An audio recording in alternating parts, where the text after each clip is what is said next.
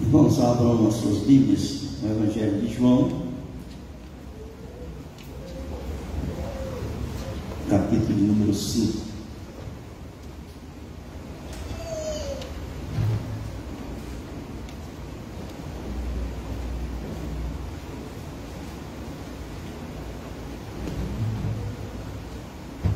Evangelho de João, capítulo de número 5.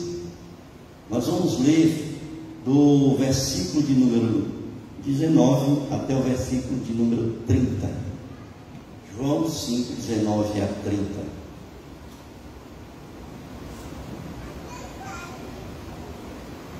O texto, na verdade, vai até o versículo de número 47. Nós vamos ler até o 30 e qualquer coisa nós estaremos usando versículos, os demais versículos, mas estaremos indicando os versículos para que vocês nos acompanhem aí pela Bíblia, Então, portanto, permaneçam com as suas Bíblias abertas. E diz assim a palavra do Senhor: Então lhes falou Jesus: em verdade vos digo que o Filho nada pode fazer de si mesmo, senão somente aquilo que vir fazer o Pai. Porque tudo o que este fizer, o Filho também semelhantemente o faz. Porque o Pai ama ao Filho e lhe mostra tudo o que faz, e maiores obras do que estas lhe mostrará, para que vos maravilheis. Pois assim como o Pai ressuscitou e vivifica os mortos, assim também o Filho vivifica aqueles a quem quer. E o Pai a ninguém julga, mas ao Filho confiou todo o julgamento, a fim de que todos honrem o Filho, do modo por que honraram o Pai. Quem não honra o Filho, não honra o Pai que o enviou. Em verdade vos digo: quem ouve a minha palavra e crê naquele que me enviou, tem a vida eterna. Não entra em juízo, mas passou da morte para a vida. Em verdade vos digo que vem a hora, e já chegou, em que os mortos ouvirão a voz do Filho de Deus, e os que a ouvirem viverão. Porque assim como o Pai tem vida em si mesmo, também concedeu ao Filho ter vida em si mesmo. E lhe deu autoridade para julgar, porque é o Filho do homem. Não vos maravilheis disto, porque vem a hora em que todos os que se acham nos túmulos ouvirão a sua voz e sairão. Os que tiverem feito bem, para a ressurreição da vida, e os que tiverem praticado o mal, para a ressurreição do juízo. Eu nada posso fazer de mim mesmo, na forma porque ouço, julgo. O meu juízo é justo, porque não procuro a minha própria vontade, e sim a daquele que me enviou. Amém, queridos? Hoje de manhã nós estivemos pensando nesse texto, mas especificamente nos dois primeiros versículos que nós lemos, o versículo de número 19 e o versículo de número 20. Por quê? Porque esse texto que vai do versículo de número 19 até o versículo de número 47 é uma defesa de Jesus às acusações que ele estava recebendo dos fariseus e dos religiosos que ali estavam no momento em que ele fez a cura do paralítico do tanque de Betesda. Eu falei pela manhã que Jesus havia chegado e ele curou aquele paralítico que há 38 anos estava naquele tanque esperando que pudesse chegar até as águas, e o anjo fazer as águas se moverem para que ele fosse curado. Eles acreditavam que na verdade havia um anjo que movia as águas e que ao primeiro que chegasse ali às águas, ele seria curado. E ele estava naquele local há exatamente 38 anos. esperando que alguém tivesse a misericórdia de conduzi-lo até as águas do tanque e ali pudesse ser curado. E ninguém havia se levantado para ajudá-lo a chegar até a beira do tanque. Jesus vai passando e Jesus se direciona, vai direto para aquele homem e ele pergunta se ele queria ser curado.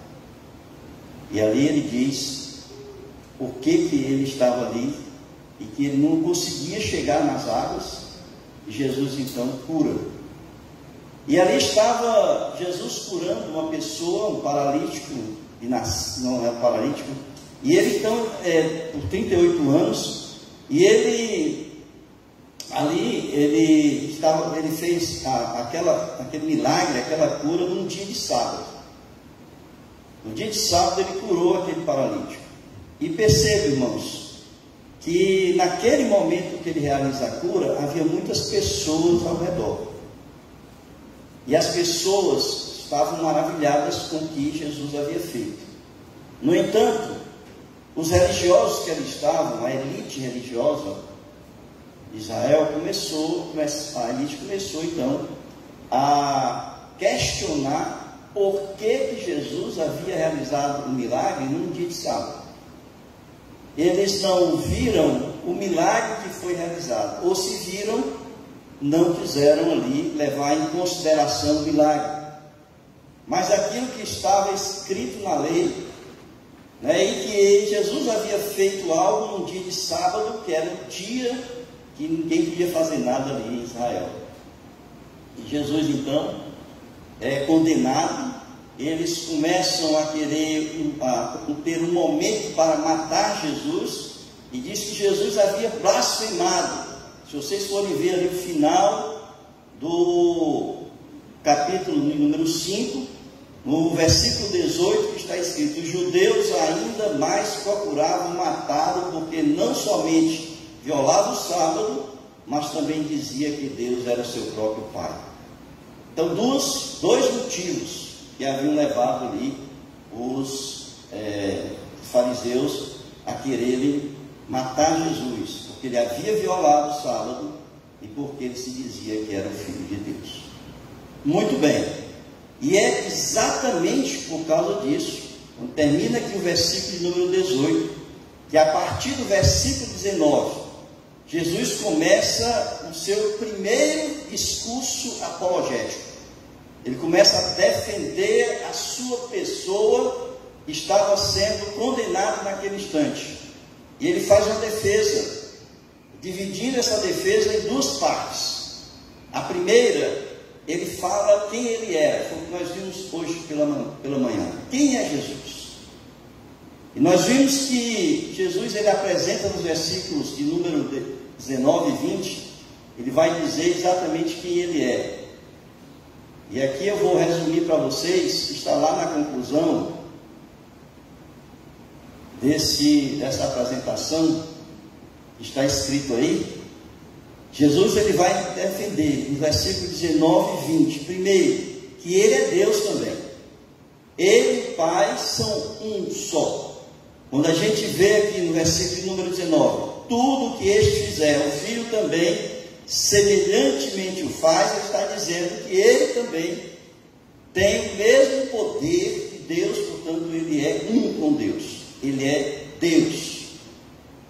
Depois ele vai mostrar a sua intimidade com o Pai.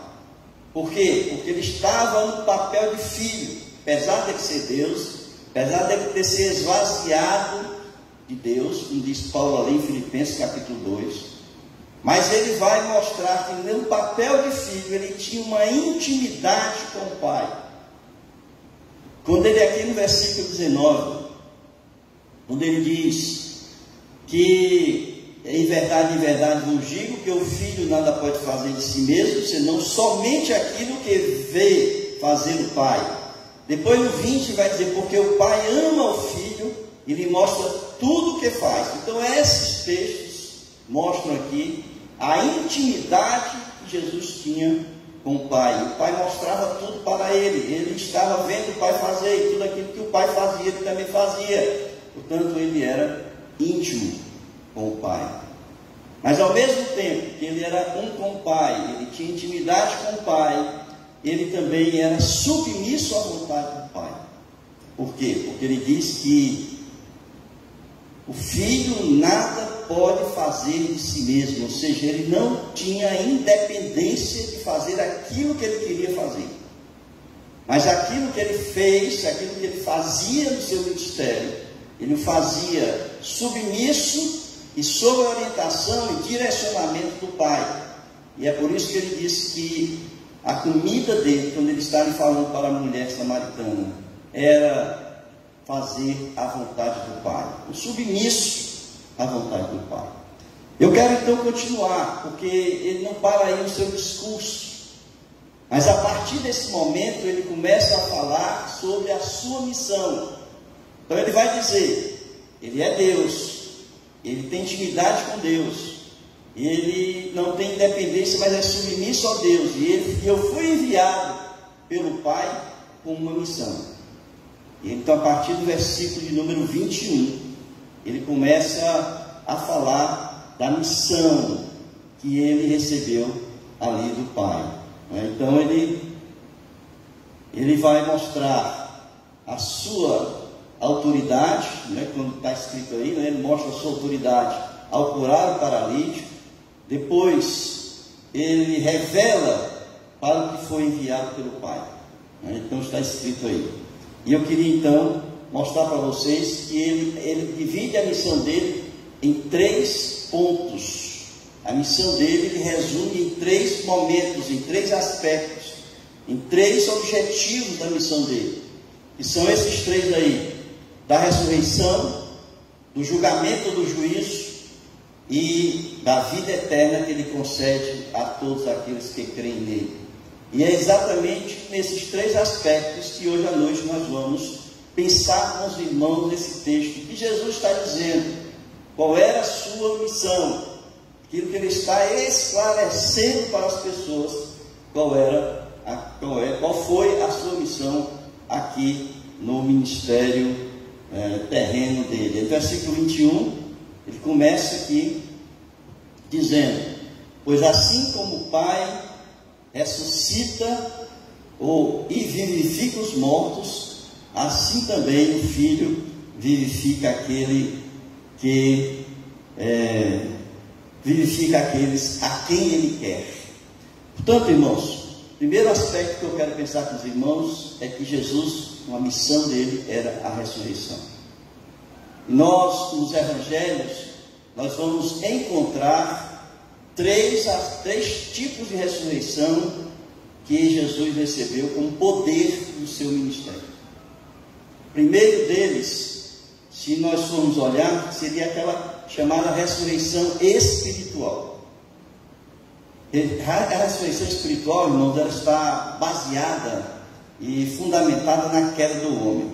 O homem, quando pecou, ele caiu, e Deus então condenou a morte pelo pecado. Ele foi expulso do paraíso, e ali ele morreu porque Deus havia dito: se comeres desse fruto, certamente morrerás.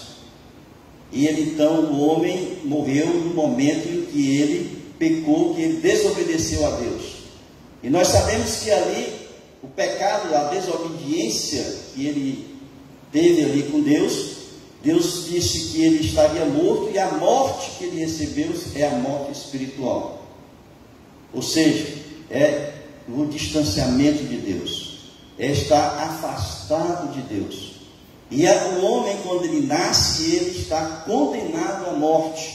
Ou seja, quando ele morrer, quando ele fechar os olhos, ele estará eternamente afastado de Deus, ou eternamente distante de Deus, sem ter comunhão com Deus.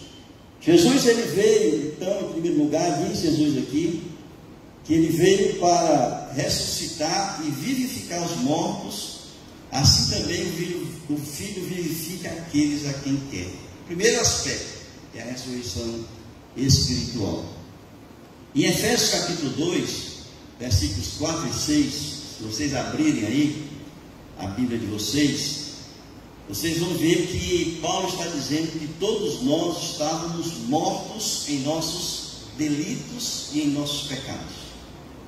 Então lá em Efésios capítulo 2, versículos 4 e 6, está escrito assim: mas Deus, sendo rico em misericórdia, por causa do grande amor com que nos amou, e estando nós mortos em nossos delitos, nos deu vida juntamente com Cristo, e pela graça sois salvos, e juntamente com Ele nos ressuscitou, e nos fez assentar nos lugares celestiais em Cristo Jesus. Então todos nós estávamos ou estamos, quando nós ainda não temos Cristo, ao nascermos, estamos mortos em nossos delitos e em nossos pecados. E aqui diz Paulo que pela graça de Deus, como ele diz ali depois, que pela graça somos salvos mediante a fé, não é dom de vós, é dom de Deus, não é pelas obras para que ninguém se glorie. Nós recebemos a graça de Deus através de Jesus Cristo, pela fé em Jesus Cristo, e ali nós somos salvos e, portanto, ressuscitados. Diz aqui Paulo em Efésios capítulo 2, ressuscitados com Ele, com Cristo, para nos assentar nos lugares celestiais em Cristo Jesus. Então, o primeiro aspecto da ressurreição que nós precisamos entender aqui, Jesus disse: eu vim para que vocês ressuscitassem dos mortos, porque todos nós estávamos mortos em nossos delitos e pecados. O segundo aspecto é a morte física. Jesus, durante o seu ministério, ele realizou alguns milagres, várias ressurreições. Várias pessoas que estavam mortas e foram levantadas ali da morte. Por isso é que nós entendemos que ele recebeu poder também sobre a morte física. Quando ele diz ressuscitar as pessoas, ele ressuscitou também muitas pessoas que estavam e haviam morrido. Eu coloquei algumas aqui, irmãos, só para que a gente pudesse ver. Tem outros fatos, mas a gente, por exemplo, pode pensar na filha de Jairo. Jairo tinha uma filha que estava 12 anos doente, e ele corre para falar com Jesus, e quando Jesus vai atender a mulher hemorrágica, que também estava 12 anos doente, naquele momento que ele atende a mulher, chega o seu servo ali para Jairo, e diz que o filho havia morrido, a filha havia morrido. E ele então diz assim: crê somente, diz para Jairo, e eles vão até a casa dele, e ali eles ressuscitam a menina. Quando ele diz: Talita cumi, menina, levanta-te, e ela então é ressuscitada. Está aí em Marcos capítulo 5, versículos 21 a 43. Nós temos outro exemplo, por exemplo, a filha ou o filho da viúva de Naim. Quando ele está chegando na cidade, ele vê aquele cortejo, aquela viúva chorando porque o filho único havia morrido. A gente sabe que naquela época o filho era o que era responsável, quando o marido morria, o filho era responsável pelo sustento do lar.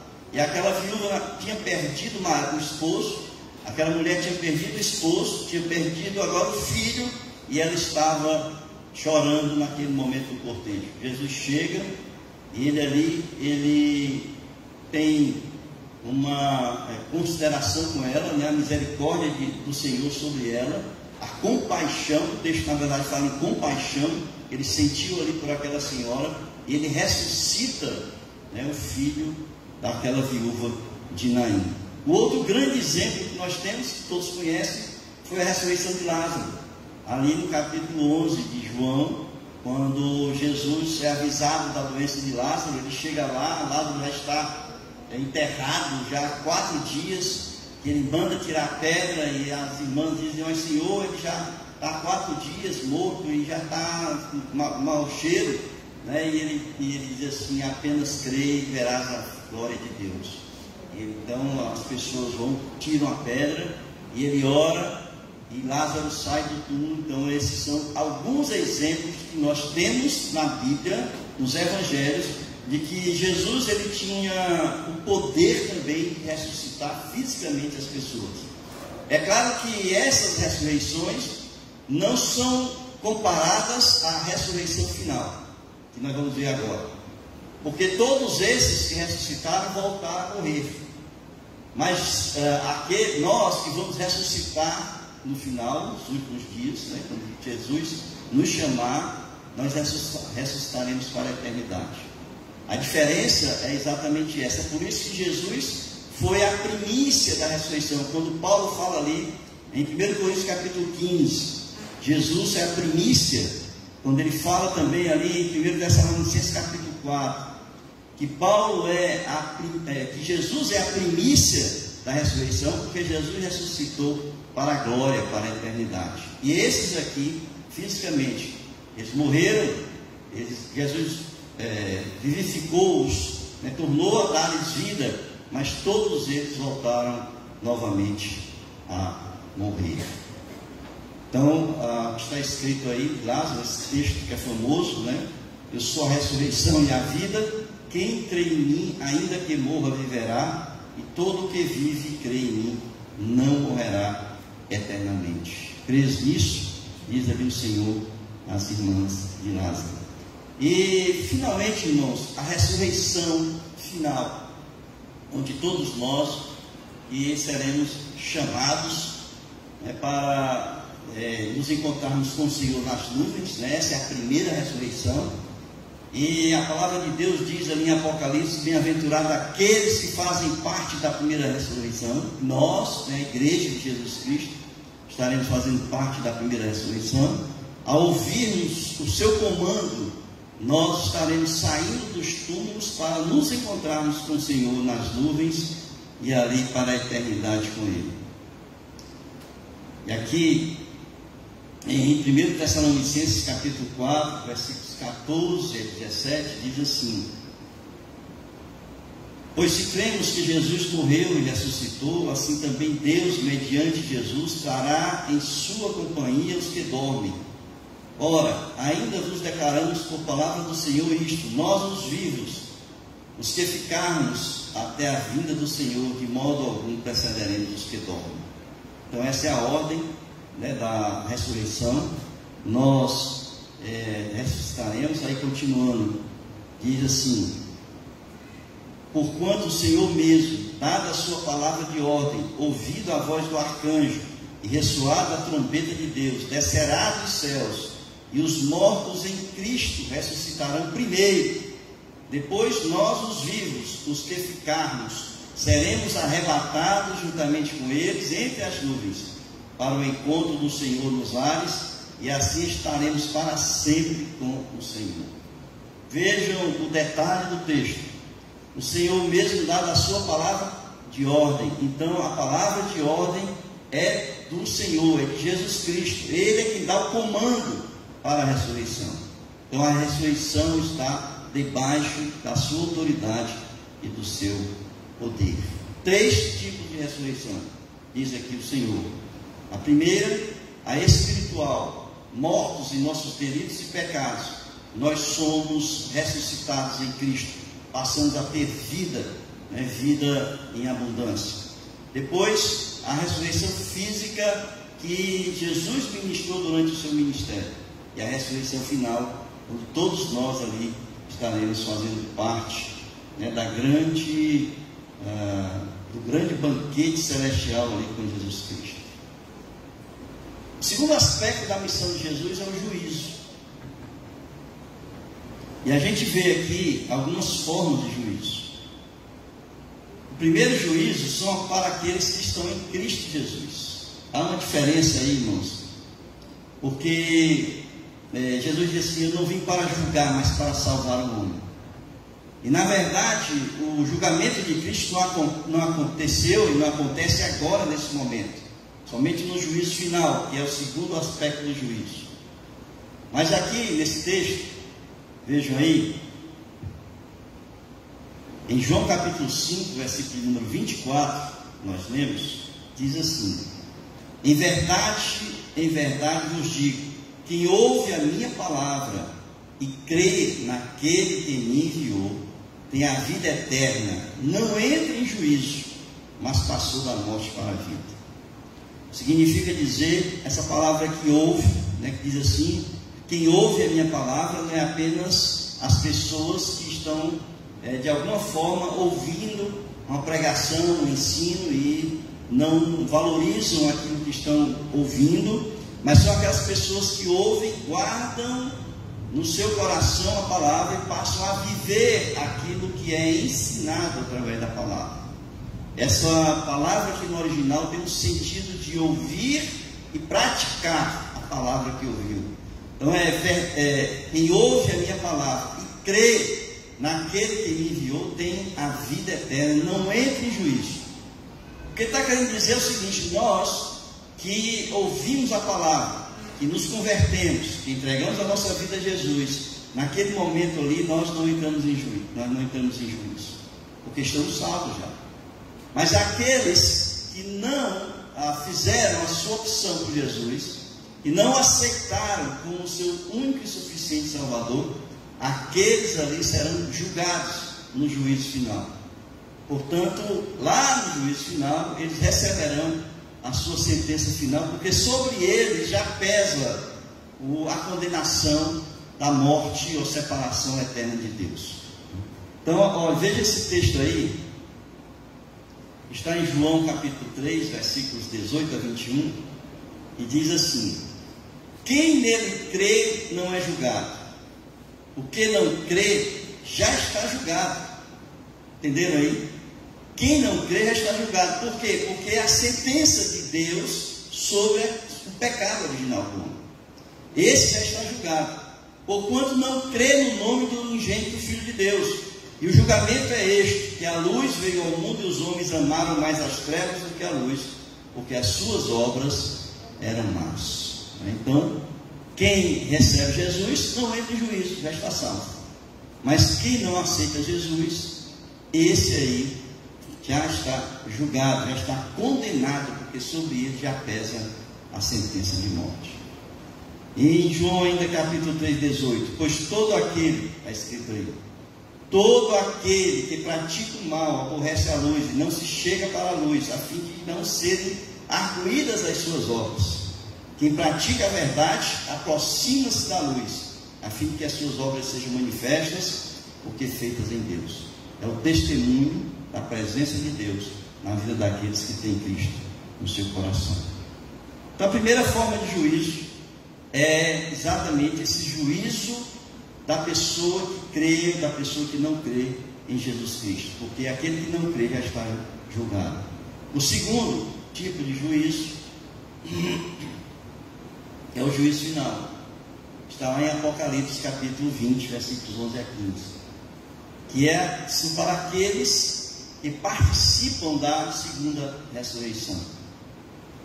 Aqueles que participam da segunda ressurreição são aqueles não salvos. A primeira ressurreição é a ressurreição dos salvos.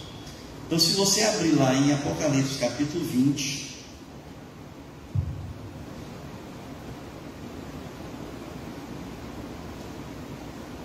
o versículo 6, por exemplo, diz assim: bem-aventurado e santo é aquele que tem parte na primeira ressurreição, porque sobre esses a segunda morte não tem autoridade. Pelo contrário, serão sacerdotes de Deus e de Cristo, e reinarão com ele os 1000 anos. Esses somos nós, a igreja do Senhor. E nós, no nosso julgamento, será apenas para recebermos os nossos galardões. Mas a segunda ressurreição está a partir do versículo 11.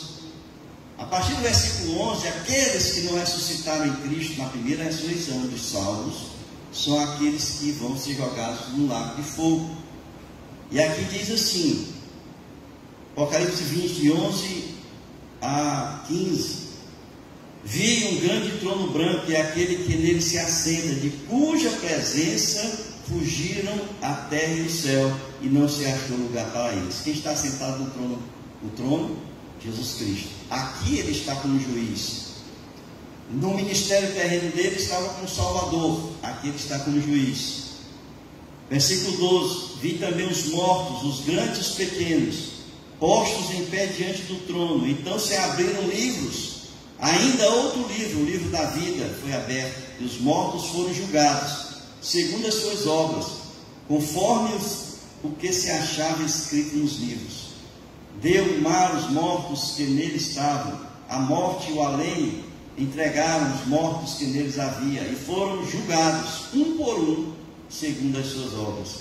Então a morte e o inferno foram lançadas para dentro do lago de fogo. Esta é a segunda morte, o lago de fogo. E se alguém não foi achado inscrito no livro da vida, esse foi lançado para dentro do lago de fogo. Então todas aquelas pessoas que não participaram da primeira ressurreição irão à presença do Senhor sentado no trono branco, e ali será aberto o livro das suas obras, tudo que fizeram na vida, e ali será exposto tudo aquilo que fizeram. E ao ser exposto aquele livro, vai se olhar agora se o nome dele foi escrito no livro da vida. Logicamente que não foi, porque só os nossos nomes, aqueles que aceitaram Jesus, aqueles que receberam Jesus como seu único e suficiente Salvador, é que estarão lá no livro da vida. E aqueles, portanto, que não foram achados no livro da vida, serão lançados no lago de fogo. Essa é a segunda morte, a morte ali no lago de fogo. Então o juízo tem esses dois aspectos: o juízo, a sentença que já existe sobre aqueles que não creem em Jesus, e o juízo final, que será a condenação dos mortos para a eternidade. Nós vemos aí alguns critérios que Jesus coloca aqui do juízo que será realizado. O primeiro critério que vocês encontram aí é que o julgamento de Jesus será com justiça. Vejam aí o versículo de número 30 do capítulo 5 de João.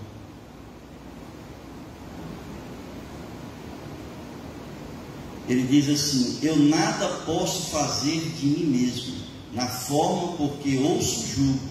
O meu juízo é justo, porque não procuro a minha própria vontade, e sim a daquele que me enviou. Então o que é que ele está dizendo aqui? Ele é imparcial. Ele não julga porque ele gosta das pessoas, ele não julga porque tem amor pelas pessoas, mas o juízo dele segue ali a orientação de Deus, o direcionamento de Deus. Eu nada posso fazer de mim mesmo, na forma porque ouço e julgo. O meu juízo é justo porque não procuro a minha própria vontade, e sim a vontade de Deus. Então é debaixo da palavra de Deus, debaixo da orientação de Deus, da vontade de Deus, do juízo de Deus, é que as pessoas ali serão julgadas. E aqui a gente vê, portanto, a justiça do Senhor, a sua imparcialidade durante o julgamento. Diferente de nós homens, né? Pessoas humanas, porque muitas vezes nós somos coniventes com o pecado, porque nós gostamos das pessoas, porque amamos as pessoas, porque queremos muitas vezes esconder algo errado das pessoas, não é? Esse é o coração do homem, e nós somos coniventes com o pecado das pessoas, porque nós fazemos com elas, né, escondendo o erro, ou passando a mão na cabeça, ou então julgando ali que as pessoas estão corretas naquilo que fazem.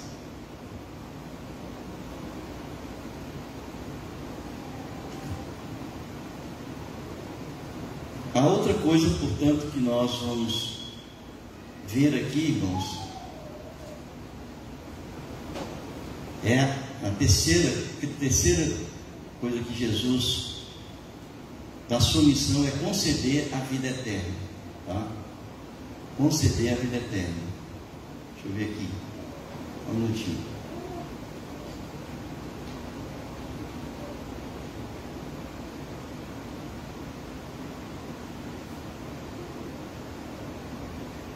Conceder a vida eterna. Primeiro, portanto, que nós vimos é a ressurreição. Ele veio para ressuscitar os mortos. A segunda foi o juízo. E a terceira, portanto, é conceder vida eterna às pessoas que o recebem como seu único e suficiente Salvador. Diz aqui os versículos número 24 e 26. O Pai concedeu vida em si mesmo, a Cristo que concede a todos que estão nele. Versículos 24 e 26, vejam aí. Versículos 24. Em verdade vos digo, quem ouve a minha palavra e crê naquele que me enviou, tem a vida eterna, não entra em juízo, mas passou da morte para a vida. Versículos 26. Porque assim como o Pai tem vida em si mesmo, também concedeu ao Filho ter vida em si mesmo. Aspectos, portanto, da vida eterna. A vida eterna tem dois aspectos. A primeira é a vida de qualidade.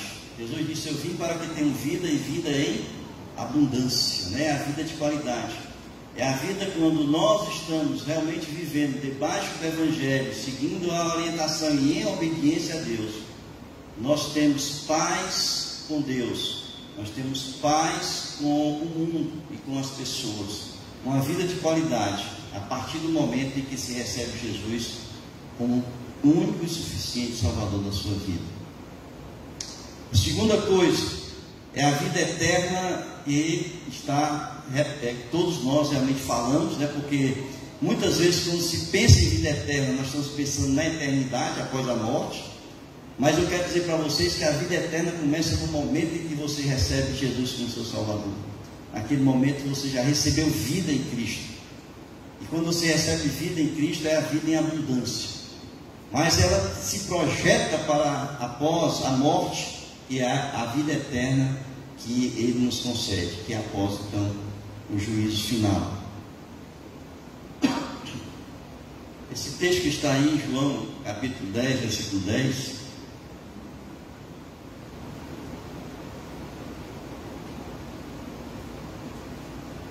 diz assim: o ladrão vem somente para roubar, matar e destruir. Eu vim para que tenham vida e a tenham em abundância. Vejam o que está em Romanos capítulo 6, versículo 23. O salário do pecado é a morte, mas o dom gratuito de Deus é a vida eterna por Cristo Jesus nosso Senhor. Em João 3,36, aquele que crê no Filho tem a vida eterna, mas aquele que não crê no Filho não verá a vida, mas a ira de Deus sobre ele permanece. E no versículo número 24, irmãos, versículo número 24 apresenta aí o caminho para a vida eterna. O versículo número 24 diz: em verdade vos digo, quem ouve a minha palavra e crê naquele que me enviou, tem a vida eterna, não entra em juízo, mas passou da morte para a vida. Então, o primeiro aspecto que o versículo número 24 nos diz é aquele que ouve a palavra, ou seja, aquele que ouve, guarda no seu coração e a pratica. Então, aquele que recebe a palavra, porque a fé vem pelo ouvir e o ouvir da palavra. A segunda coisa, depois que você ouve a palavra, que você crê, você passa a crer em Jesus Cristo, ou seja, crer naquele que o enviou e crer na pessoa de Jesus Cristo. Diz aqui o texto. E em terceiro lugar, é aquele que tem amor, aí está escrito não tem, né? Aquele que tem o amor de Cristo no coração. Em Efésios capítulo 1, versículo 13, diz assim: o Evangelho, deixa eu ver aqui no meu texto, que está incompleto esse texto aí. Deixa eu ver aqui na minha Bíblia, Efésios capítulo 1, versículo 13, diz assim: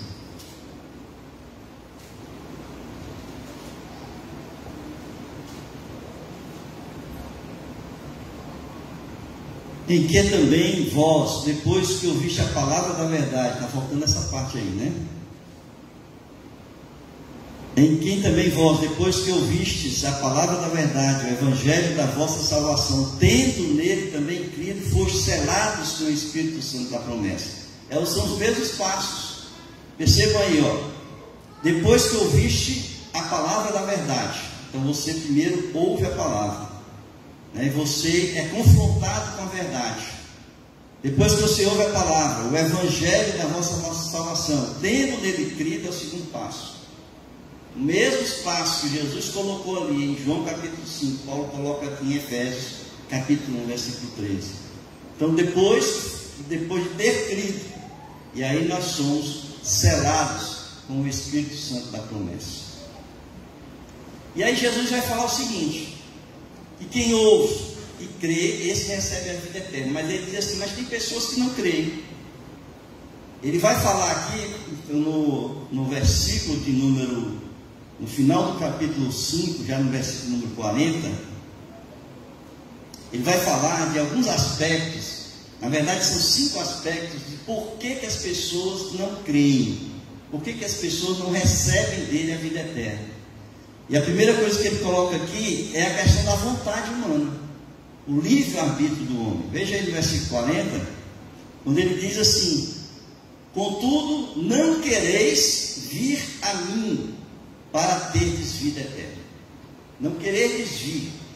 Então o homem tem seu livre-arbítrio, depois de ouvir a palavra, de ser confrontado com o pecado, de ter ouvido a verdade, de ter sido confrontado com a sua vida pecaminosa, ele pode dizer assim: não, eu quero continuar como pecador.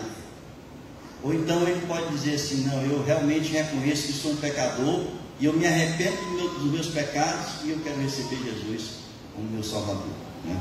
Então, o primeiro aspecto que Jesus coloca aí: porque não querem vir até Ele. Depois ele diz: porque não tem o amor de Deus. Quando ele fala aqui, versículo 42: sei, entretanto, que não tendes em vós o amor de Deus, né? Versículo 42. Por quê? Porque se você não abrir o seu coração para Jesus, e o mensurável amor de Deus que foi dado ao seu Filho unigênito para todo aquele que nele crê não pereça, mas tenha a vida eterna, as pessoas não têm aí o amor de Deus no coração. Terceiro aspecto: porque não conhecem as Escrituras. O texto diz assim, versículos de número 38: também não tendes a sua palavra permanente em vós, porque não credes naquele a quem ele enviou. Examinais as Escrituras, porque julgais ter nelas a vida eterna, e são elas mesmas que testificam de mim. Contudo, não quereis vir a mim para terdes vida. Eu não aceito a glória que vem dos homens, sei, entretanto, que não tendes em vós o amor de Deus. Eu vim em nome do meu Pai, e não me recebeis. Se outro vier em seu próprio nome, certamente o recebereis. Como podeis crer, vós, os que aceitais glória um dos outros, e contudo não procurais a glória que vem do Deus único?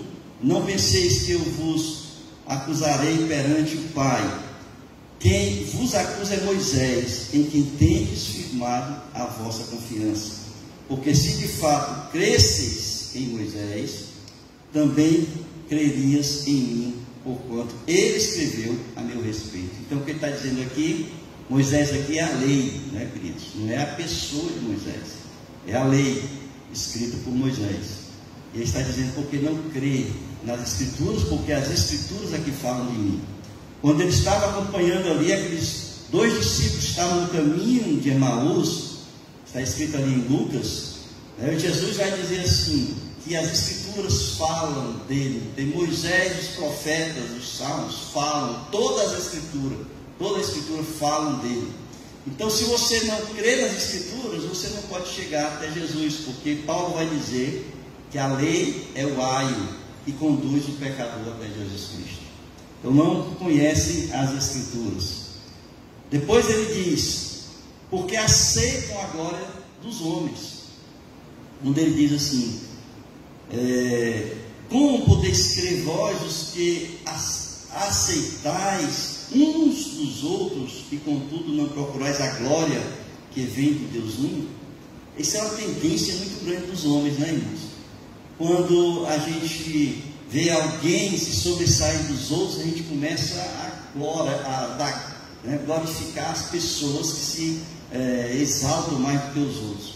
O coração do homem é muito mais tendencioso a dar glória aos homens, a outros homens, a glorificar outros homens do que o próprio Deus. E nós só temos um ser, e nós dedicamos toda a nossa glória, todo o nosso louvor, toda a nossa adoração. E essa é a pessoa de Jesus Cristo. Então a quarta coisa é porque nós enxergamos os homens e não enxergamos a Deus. E a quinta e última, porque não querem vir. Porque não querem vir a Cristo. Porque acreditam. Muitos, ainda hoje, os judeus principalmente, acreditam que a salvação está nas Escrituras. É aquela salvação pelas obras. Se você seguir a lei, fizer tudo aquilo que a lei manda fazer. Por isso que Paulo combate a questão da lei e da graça.